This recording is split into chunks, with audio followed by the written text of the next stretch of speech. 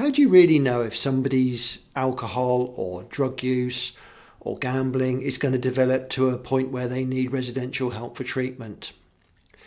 Along the way, there's a lot of side effects: drink drive, domestic violence, financial problems, health problems. But at some point, there's a rock bottom experience.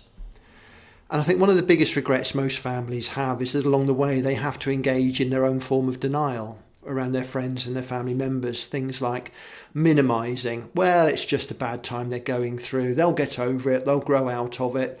Everybody tries it. It's just curiosity. It's because of this. It's because of that. Alibying becomes enabling when it's starting to put your hand in their consequences. You start to lend them money or phone up the boss and explain why they're not in today, making up an alibi. So passive enabling is doing something for somebody to protect them from a fear you have for them.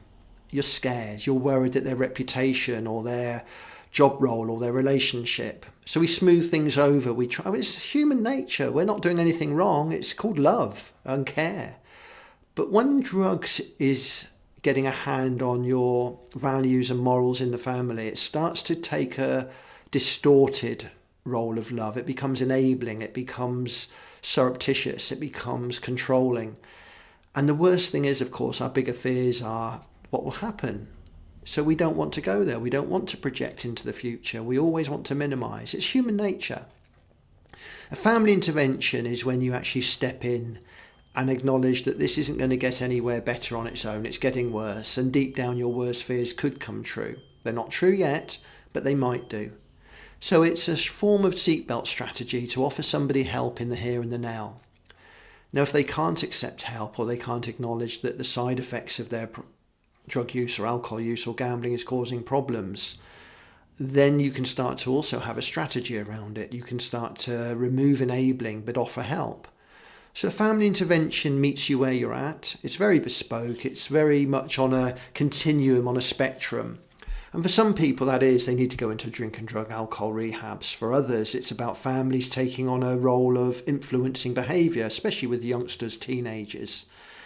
And for others, it's just a pragmatic sense of they're not an addict or an alcoholic, never will be. They're just being a bit foolish.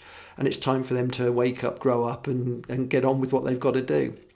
If you're unsure about any of those, have a chat with myself, Bill Stevens. I'm a specialist therapist in addictions and interventions based in the Northwest.